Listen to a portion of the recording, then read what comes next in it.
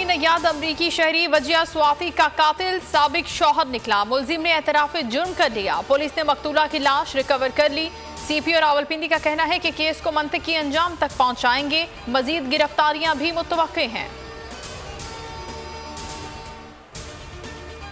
कोयटा में मौसम सरमा की पहली बारिश और आलाबारी। मौसम सर्द हो गया। आज से कराची और लाहौर समेत मुख्तलिफ शहरों में बारिश का इम्कान।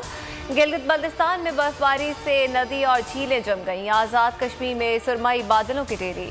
कई मकामात पर मोटरवे फोक के बायस बंद कर दी गई। नून लीग हुकूमत में आई तो मुखालिफिन को मुआफ करेगी या सजा देगी। सीनियर रहनुमाओं के ख्यालात में तजाद। हमजा शहबाज कहते हैं नून लीग हुकूमत में आई तो पाकिस्तान से खिलवाड़ करने वालों को कटहरे में लाएगी।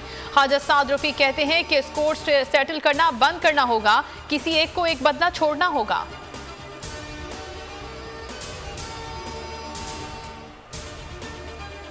एहसन इकबाल कहते हैं नवाज शरीफ की वापसी की खबरों से ही हुकूमत की नींदें उड़ गईं। हुकूमत के इत्तेहादी भी छोड़कर जा रहे हैं। नून लीग पर मुल्क को बहरानों से निकालने की भारी जिम्मेदारी है।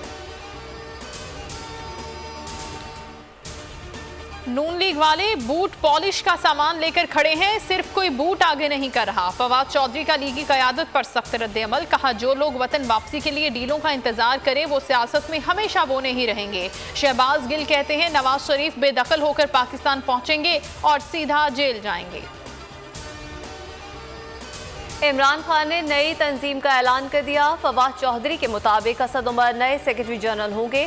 परवेज खटक खैबर पख्तूनख्वा के सदर होंगे। अली जैदी सिंध, कासिम सूरी बलोचिस्तान, शफकत महमूद पंजाब और खुसरो बख्तियार जनूबी पंजाब की सदारत संभालेंगे। Aamir Mahmood Kiyani additional secretary general नामजद।